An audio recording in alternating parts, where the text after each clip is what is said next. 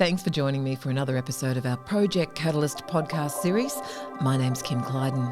In the late 1800s, some grass species were introduced to control bank erosion and provide fodder for cattle in the dry season.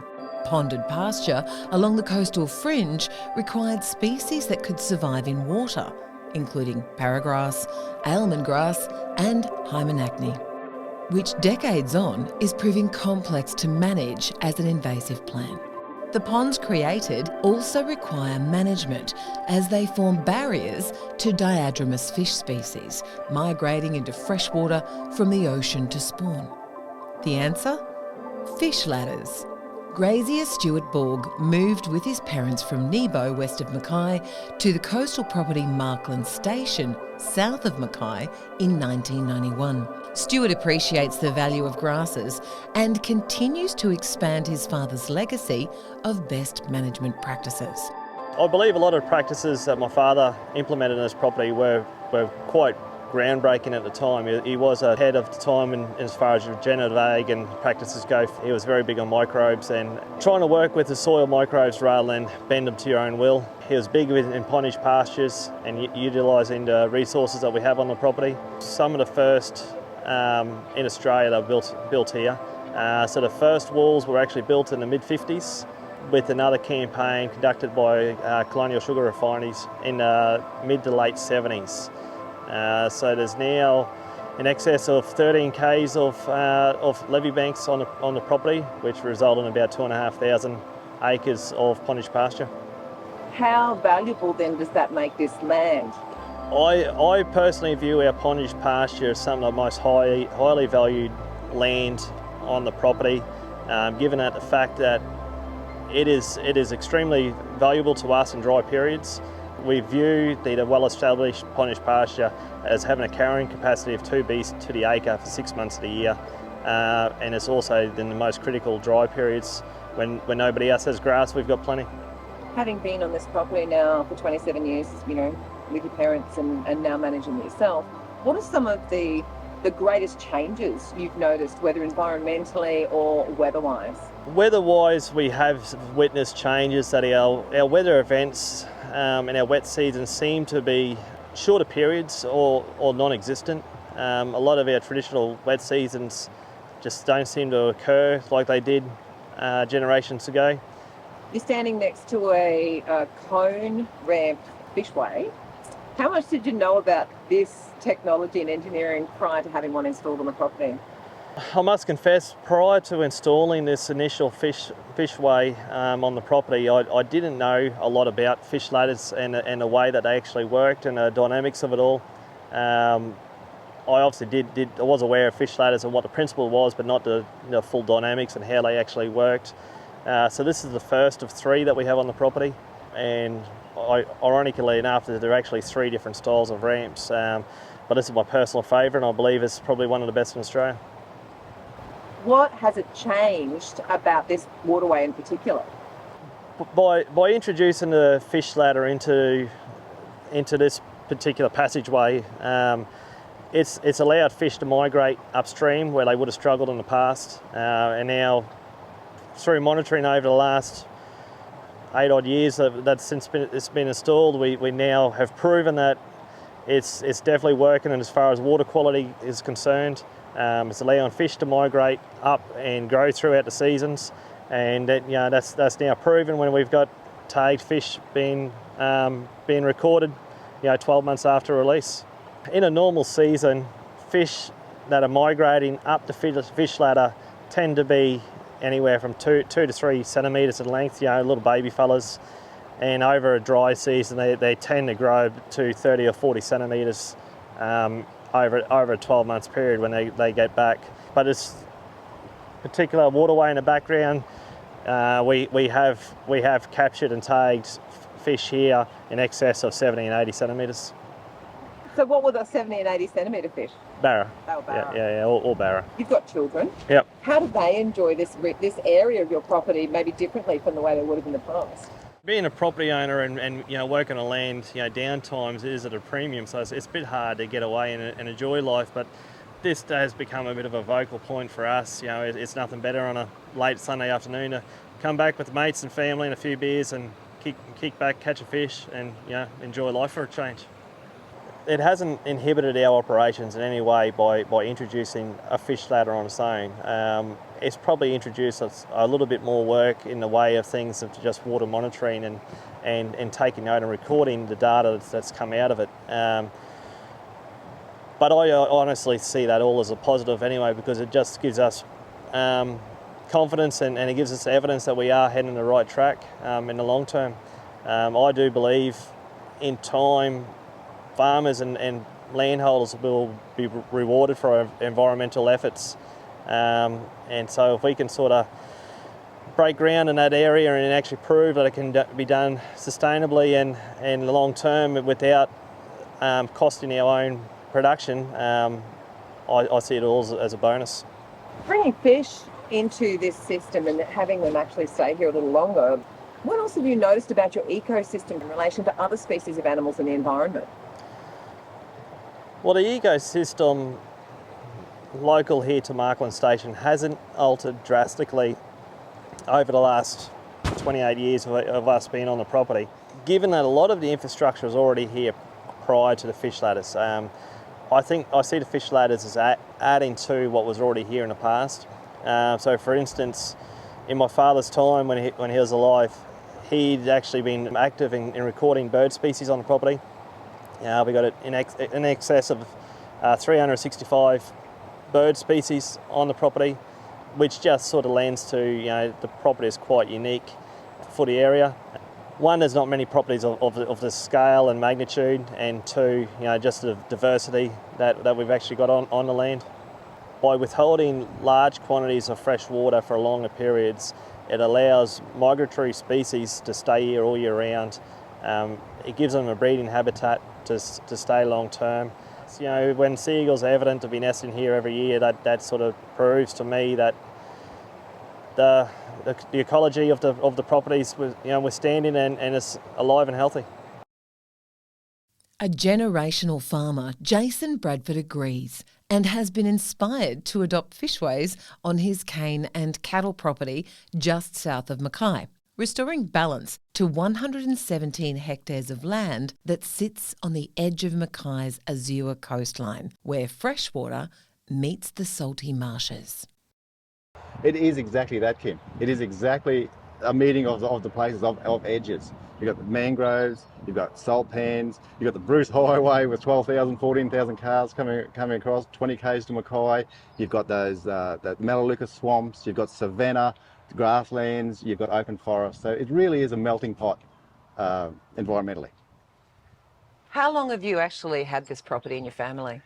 They bought it in the late 60s, so just a bit over 50 years. My grandfather bought it. They bought it as a cattle block. Their home farm was in Racecourse, beside Racecourse Mill there, and they bought this place as a cattle block to expand. What did it look like then? The very earliest record I can get of that is about 1959. It's an aerial photograph. It looks very different. So covered in trees, a little tiny bit of cultivation. There's a little bit of dairying happening here. In those days, but a very different thing. None of the artificial wetlands here, some of the natural swamps, but a very different piece of ground.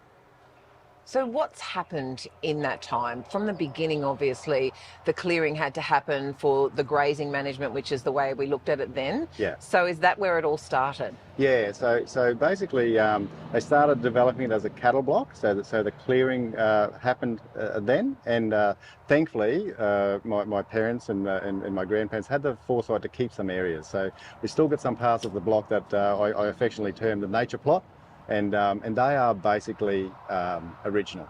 So that's a great thing. But however, other parts of the block highly modified, and especially more so when it went from cattle. Sort of in the 80s, we converted a fair bit of it over to cane as well. So it became quite intensively developed then. How were they managing the land over the last few decades before you and your brother became more involved? Well, it was interesting because in the development stage of the cane, a fair bit of focus on the cane. So the grazing sort of went to the back edge, not enough time to do it. You're trying to develop virgin country to cane. And the grazing basically got pushed to the margins. And by pushing the grazing to the margins, it actually made you put the agricultural enterprise on a more fragile area. And look, it was run pretty extensively. We only had, I think, 3 paddocks, in those days. And I think today, as we stand here, I've got 20 odd paddocks. So it really has changed from that progression from cattle through cane growing, and now sort of swinging back the other way a bit more into cattle, and with a heavy emphasis on the environment. How much of the land was designated wetland or wet areas of the farm that you had to manage as well? There's about 20 hectares here that you would term as wetland, and they're man-made wetlands. A lot of that. So that's an interesting fact in itself, because people don't realise when you look at it, it fits seamlessly in the landscape and everyone's used to seeing, but it's actually man-made pondered areas, and that has allowed me opportunities as well, production opportunities. I guess we'll talk about the introduction of grasses down the track a little bit. Well, no, we can actually start on that now. It's a perfect segue from the wetland. Why initially was it decided to create the pondered pastures across the 20 hectares? Yeah, so back in the 80s there was a push for pondered pastures, and what it allowed you to do was basically drought-proof your place. So exactly when you needed that feed in that dry time of the year, that dry brown time of the year, you've got this beautiful lush pondered pasture that you can fall back on. So it was about drought-proofing your place, and there was a big push in Queensland to do it. And some of the local graziers here started developing it, and obviously looking over the fence, and the neighbours are saying, "Wow, look at that! That used to be all water and wasteland, ducks and whatnot. And now I've got a paddock of pondered pasture." So that's how it rolled out across the industry. And there's extensive areas of it in Queensland.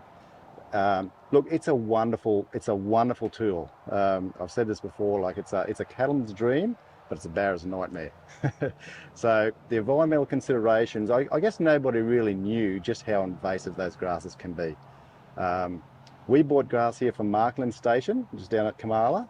We bought it in a Hessian bag, a couple of fertiliser bags, and in the 80s, little old me walked through there, and it was my brother and my father, and we planted the runners in there. We pressed them into the mud with their bare feet, and the rest is history. It's been very successful. Too successful almost. What issues does it cause, when you're looking at reintegrating the native wildlife species and assisting those diadromous fish particularly? So the beautiful part about it is that the nature, the resilience of nature is something to behold. And the nature's always been there. But we just put a little bit of an impediment in place with the invasive nature of that Hymenachne. So just the balance got out. It's just, everything's about balance. And the balance swung in the favour of that introduced grass, Hymenachne. So what happened was, I looked at those wetlands, and I remembered them when I was a boy, and I remember swimming in them, and I remember doing all sorts of stuff there, and so I knew them intimately. And when I took over the place and I took another look at them, they weren't what they used to be. And even though diversity was there, it was under pressure. So I wanted to bring that balance back into the equation, and that meant controlling the Hymenachne, getting production outcomes. The answer's in the middle. And I wanted the best of both worlds. And I think that's a really important point to make. You need to be economically viable. There can be no conservation if you're going broke. And so you need to have economic outcomes, and you need to have the environmental outcomes. And there is a place. My work here has proven to myself anyway, in my heart of hearts, that there is an answer in the middle. And you can have the best of both worlds. How did you find people to assist you in that endeavour?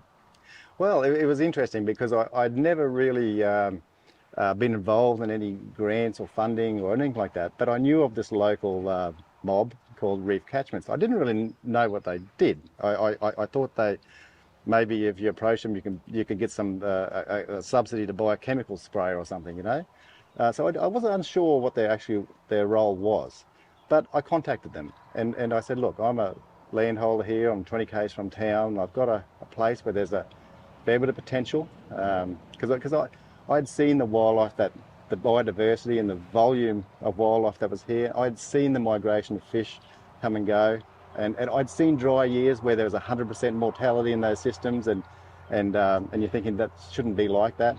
So I contacted Reef Catchments and I said, look, I've got an idea, and the rest is history. Basically, they said, well, put your idea down on paper. So I wrote up a vision statement. It was literally a vision statement on what I could see what good looks like. And I drew it up, I submitted it, and kind of forgot about it. And Reef Catchments contacted me probably 2 years down the track and said, hey Jason, there's some funding available, let's talk. What was your first reaction when you heard how much work had to be done to actually facilitate that migration? Well, it was interesting because part of the vision statement was a simple statement.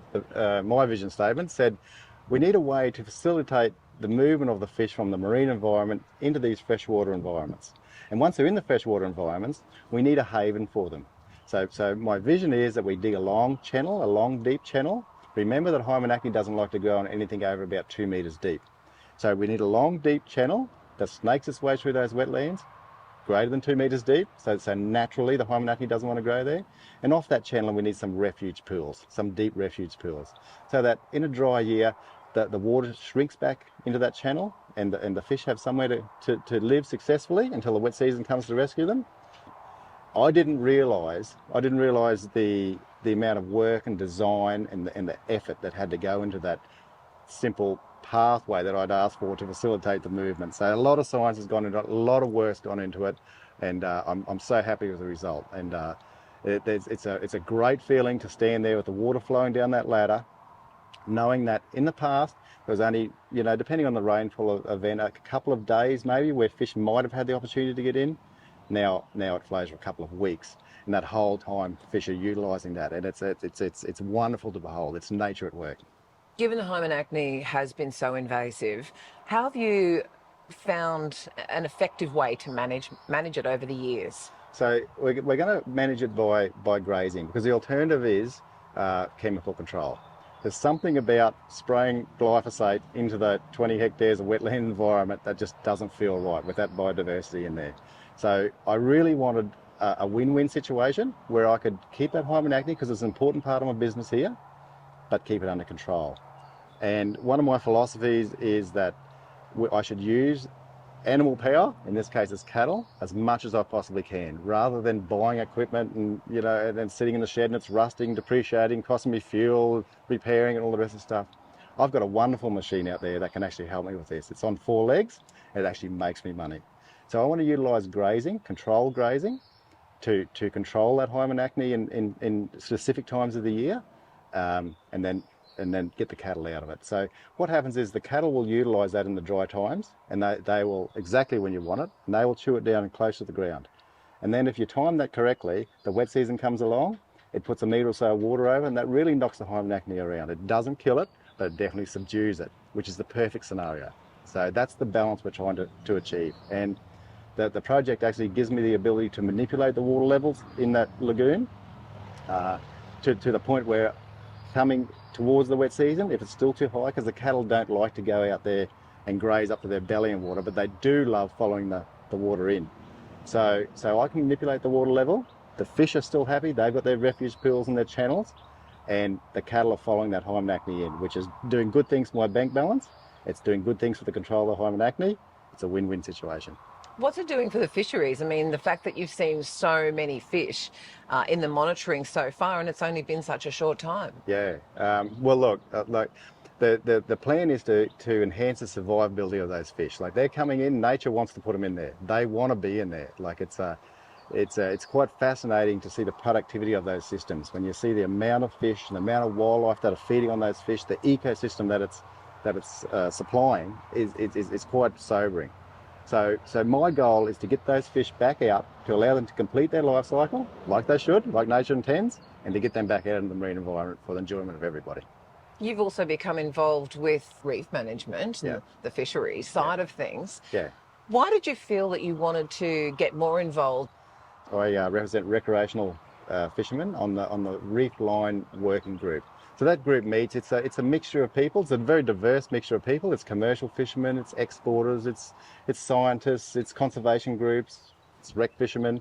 And we sit around a table and we thrash out all the issues to do with the reef line fisheries. So we do things like coral trout quotas and stock assessments and reds rates and keep abreast of the bleaching events and we alter bag limits to manage that fishery. So those meetings, they provide a direction which is handed to the minister, and he either chooses to take that on board or he might go a different path, but it's just an advice to the minister. So it's an important conduit for getting your voice heard. The reason that I become involved in it, well, growing up in this environment, we have saltwater creeks on both boundaries, and the highway and the other one. So I grew up in these creek systems. I knew them intimately, and I love fishing, and we've always had boats, and progressively over the years I've gone further and further offshore. And one of my favourite things to do now is go really offshore and go remote. And we're so lucky here in the Mackay region that I can go 120 nautical miles out, and I can see the reef, and it's beautiful and it's powerful, and it's still there in 2023. So whatever I can do to facilitate with my little patch here, that link with that magnificent resource, I want to do it. Given its proximity to the road and how many people travel past here, what does something like what you've built mean for the community, not only as a wetland, but as a resource for rec fishermen? Look, it's been really quite fascinating, the public interest in the project.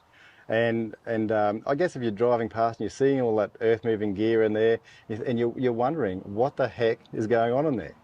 A really common theme has been, Jason, what are you doing there? So I explained to them what we're trying to achieve there. And the next question is always, Jason, what's in this for you? What are you getting out of this? Which is, I guess, is a human reaction. The answer is actually very little. Very little from a financial point of view or anything like that, but a lot in personal satisfaction. Because I try and run this as I've asked myself a few questions doing this, and 3 probably in particular. When I first took over this place, I looked at, okay, what have I got here? What is my asset here? What have I got? And then I asked myself a second question. What should I have here?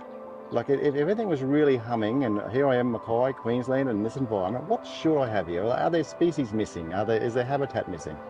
And then the exciting question, there's the third question, and that's, what could I have here? If everything was Mickey Mouse, what could I have here? Could I have a koala? Could I have a crocodile?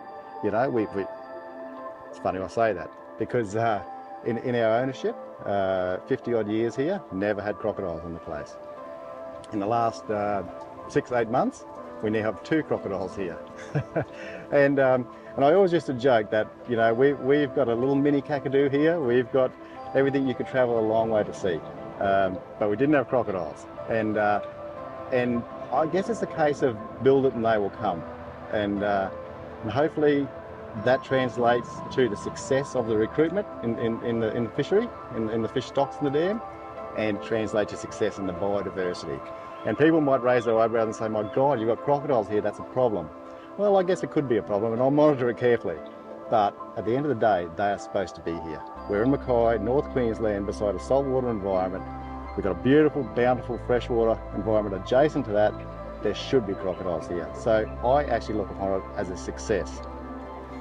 You've been listening to me, Kim Clyden, today, speaking with Jason Bradford and Stuart Borg, landholders and farmers in the Mackay region. If you'd like to hear more stories and conversations like this, please join us on our YouTube channel. You'll find us at Project Catalyst.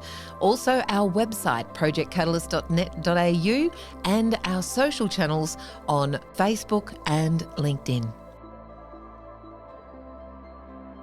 Project Catalyst is funded by the partnership between the Australian Government's Reef Trust and the Great Barrier Reef Foundation, and the Coca-Cola Foundation, with support from WWF Australia.